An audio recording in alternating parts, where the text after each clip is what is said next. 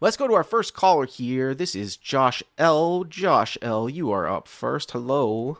How you doing? How's it going, Bart? Pretty Good. good. Pretty good, Josh. You got a hand for us today? Yep. So this was played at MGM Springfield. It's Ah, 2-5. a Yep. place that I have not been to. I do want to just actually telling my wife. I mean, it's unfortunate because I've heard it's kind of a dump, but I know that they run some big games over there, like Thursdays through Sundays or Yeah, they something they like run that. they run 10 and a quarter uncapped. They just lowered. It was a 5K buy-in, but they lowered it to 2,500, Really? So probably to it's attract some more players. so Yeah, but it's so it's 10 and a quarter, 2,500 cap right now. no, 2,500 was the min buy-in. It's uncapped. Oh, it's uncapped. Oh, because I was going to say that would be quite the cap. I mean, that actually made one of the best games that I've ever played in really good at Hollywood Park in LA. It was a 10, 20, 2,500 cap because the real good players wouldn't come because it wasn't uncapped. But so MGM Springfield 2-5, this is a 1K cap game or what? This is a 1K cap game. Yep. Okay.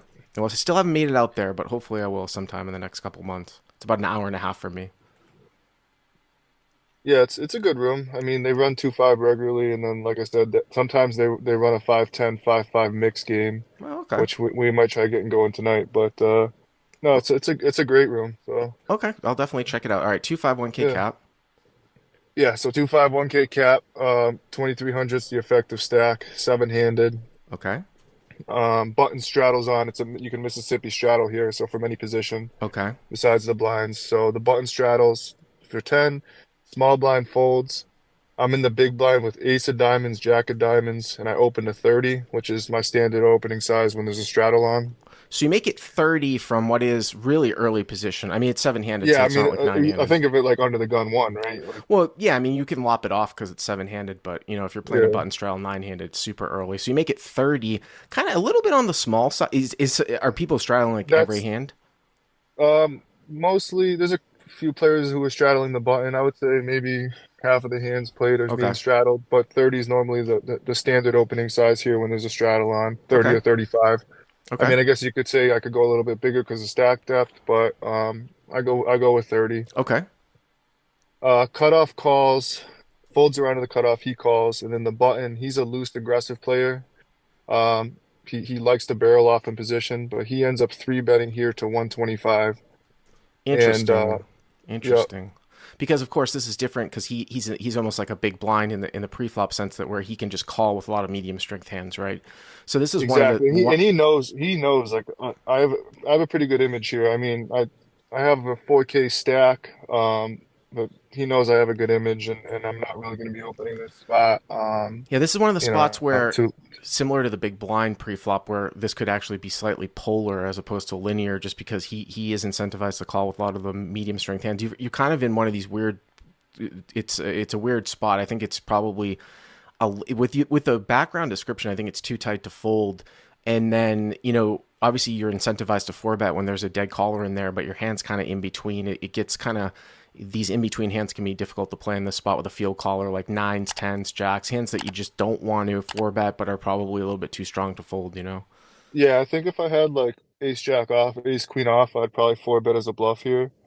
But I think with a hand like ace jack suited that plays pretty good post flop, I think we can just call and try to make a hand here against the aggressive player who I know is going to be Well, three betting here wide and barreling. yeah, but that's kind of a little bit of an older school thought in the sense that you want to four bet more often with the suited hands. I remember we reorganized a lot of the coursework, still reorganizing over at Crush That Poker.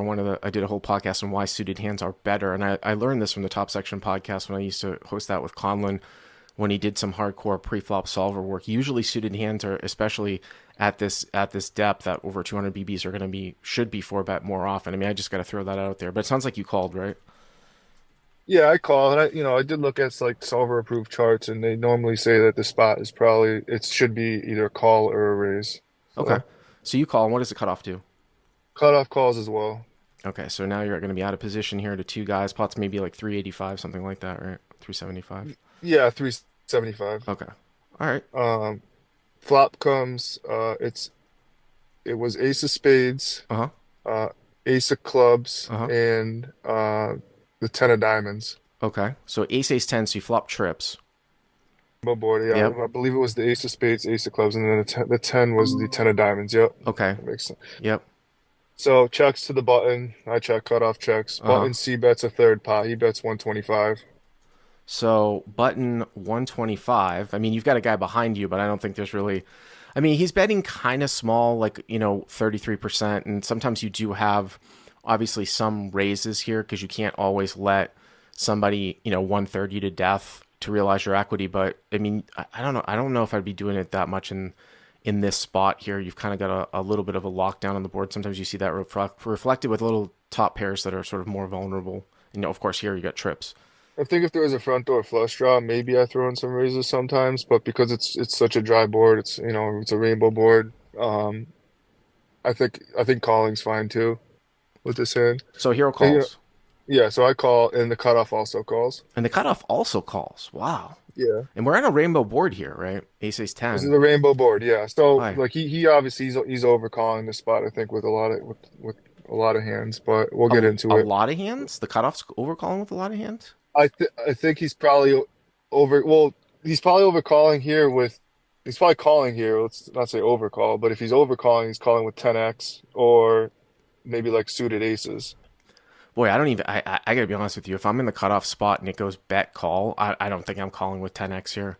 I mean, multi-way theory too. You just don't have to defend all that much. Well, I think 10x is definitely an overcall if he is calling with 10x, like 10x of spades, Like a 10x with a backdoor or something like 10x of that. spades, 10x of clubs. Yeah, I mean, it is small sizing, but again, because it is an overcall because it goes bet call. Obviously, if it's heads up, it's a slam dunk yeah. defend. But okay, so 750 to the turn here. Yeah, and I mean, do you really see like do you think there's any reason to be raising this sizing on this board? I mean, I mean, I think you're supposed to raise some of the better hands here. Like if you were to have ace yeah, king, the ace ace queen. king, ace queen, Yeah, you get yeah, your suited smaller aces yeah. I to mean, ace jack is to probably come pretty along. close. You've got the back door, so obviously ace jack of diamonds has done more than like ace jack of hearts. So it's probably pretty close. But okay, so let's move to But the turn. what about like just him just folding out all of his bluffs, knowing he's a loose aggressive player who's going to barrel a lot of turns, and then just getting called by better hands like ace 10, pocket tens, ace king, and ace queen. Yeah, that has some merit, but because it's not heads up, I think unless he's entirely clueless, your call next to act is much much stronger than if it was heads up, where you might give him a little more rope. But I don't disagree with you with the call. I think it's probably partials. So, Okay, all right. yeah. So I call cutoff call. So we go Uh, to the turn. There's what is there 750 in the turn, right? yep. Yeah. So turn brings it's the two of spades. So the backdoor spades come in now. Okay. I check, cutoff checks, Mm-hmm. button bets 300.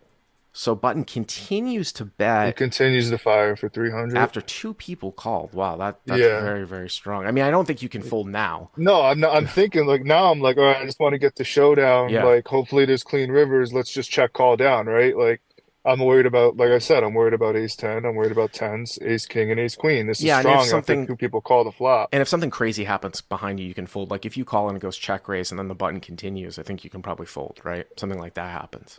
Yeah. If I call the turn and then the other guy check raises, the cutoff check raises. Yeah, Yeah, and especially if the button continues to I'm a check probably gonna raise. I'm probably gonna fold. And then if the Yeah, button continues, yeah, then right. I'm definitely have to fold. Yeah, yeah. But so I call cutoff calls. So Cutoff calls that's another again? cutoff calls again. Now we got Wow. that's another 900 going in on the turn. So nine plus the Wow, 750 that's is what's like fucking crazy. 1650. I mean, even before you tell me with the river, I'll just give you like my take on this is that the bluffing, whatever happens here at the end, the bluffing frequency from the button should go way down. This might even Yeah. give you some extra info, not even necessarily that you might be up against another ace from the cutoff, but I mean, obviously backdoor spades come in, so maybe if the cutoff was peeling with some sort of like Broadway hand that picked up spades, there's that. It would have been interesting if it was a complete, rainbow. But if you get a break here and the button bets again, I mean, it's almost insane. That's like never a triple barrel that somebody should make here, like multi-way and Yeah, three bet so pot. I mean just to give you a little more background on this the button villain. I mean he does do some crazy things. Yeah. I have a lot of history with him. I probably play, three days a week against him. He is one of those loose aggressive regs, but he will get out of line and run some big triple barrels. In multi-way pots, I've seen it too. But so Okay. let's go on. Yeah. The river's offsuit three.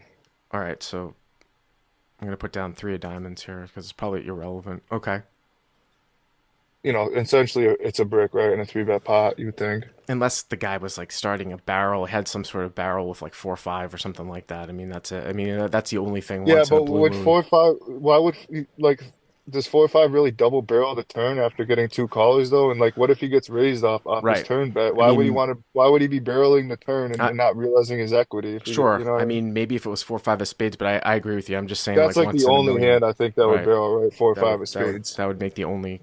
Yeah, that's the only difference Yeah. with the three here is what I'm trying to Yeah. get at. Okay, so three of diamonds. So three, yeah, three diamonds. Uh huh. So I check, right? Just trying to get to showdown here. Cutoff checks and the button jams for 1700, and I have him covered. I mean, I kind of want to fold here. I mean, it's this is a situation when you sort of gave the backstory of the sort of the button being a little bit aggressive, where if you're heads up, I think it's one of these things where you probably have to close your eyes and call. You can sort of get into MDF. I think it's one of these things where it just the bluffing frequency just seemed to would be going down so much in this spot. I mean, also too, maybe once in a while you're actually losing to the cutoff if he has an ace, like if he has ace queen or something like that. I mean, you can beat him too if he's got, or if he might be slow playing something too, right? So I mean, it's not, it's just that. It's also like the bluffing frequency Yeah, really should be low here. yeah. So the cutoff, I'm putting him on either right backdoor spades, like 10x of spades, that continues along the turn and overcalls, which is obviously a bad play when the board's paired, and or like a weak ace, like a suited ace that called preflop, that call overcalls the three bet preflop. And if he's got the suited aces, then I can assume the button It's only repping has 10-10 for value. is either repping 10-10 for value or a bluff, right? He's got king, queen, king, jack, you know, Or just like I said, queen, jack. one in a million type of hand where he was c Yeah. betting something that he ran into like deuce deuce. You know what I mean? Some crazy 4 or 5 or some bullshit. Yeah, Yeah. I didn't really put deuces or threes in his range.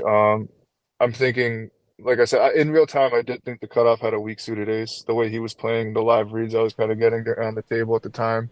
So what ended Um, up happening? What'd you do? so I end up, I'm in the tank for a long time thinking about, dynamics, the fact that the cutoff's in here, that it's an underbluffed spot, right? That it's hard to balance like your overbets here with value and bluffs and multi-way. I end up putting in the call just because of the player, um, the history I've had with him. Cutoff quickly folds, Well, well. and I mean, well, I don't. It's funny when the cutoff quickly folds. I don't know if that's good for you or not because that means that he didn't have an ace. So maybe there's more combos that you lose to now, right? If the button is like betting ace king, yeah, ace queen. yeah. So, yeah, the button ended up having 4 or 5 of hearts for the Oh, so backdoor he did straight. have one of those one in a million hands. Wow, Yeah, he had the 4 or 5 of hearts. Like I was thinking, all right, wow. maybe continue to barrel with spades, but the thing is that his sizing on the turn sets it up for a perfect river jam for with a bluff, like with mixing in his bluffs with his value, right? Like it's just over pot size bet on the river. I I mean, think it's I really think hard in a sort of an optimal setting. It's real. I feel like it's really hard to sim this spot. This is what I would say though, I Josh. did sim it heads up, obviously not multi-way, but Don't you think it's reasonable to think though that once he gets called by both players on the turn, that he's not going to bluff the river unless he makes his hand? yeah, I mean, and that's exactly. kind And of I and and that's I kind of why I want to overfold at the end. It's not even necessarily overfolding. But that's kind of what the most important thing that I lead to is such a spot where it's like a truth serum thing. The fact that he's betting into two people again, because if he's always giving up when he doesn't make it and then he bets when he makes it, that was my initial thought at the end. You know, But how wild is it that he continues to double barrel the turn after we both call the flop with a hand like 4 or 5 of hearts, and then probably a pretty bad like, double and it's barrel. like it's not even like a sizing that's gonna fold out like kings, right, or queens, or let's just say hypothetically, I don't four bet hands like kings or queens, like I try to trap here pre-flop, and now I'm in a spot where I'm trying to get to showdown, check calling, or like pocket nines or a middling pocket pair, right? That his sizing isn't even big enough on the turn to get those hands to fold. Um, I would think that he would size up on the turn with a hand, like with his bluffs, to try to get those middling pocket pairs to fold. Well, I think everything goes out the window when two people call. Josh, I got to move along because I got five callers, but I appreciate the call. Thank you very much.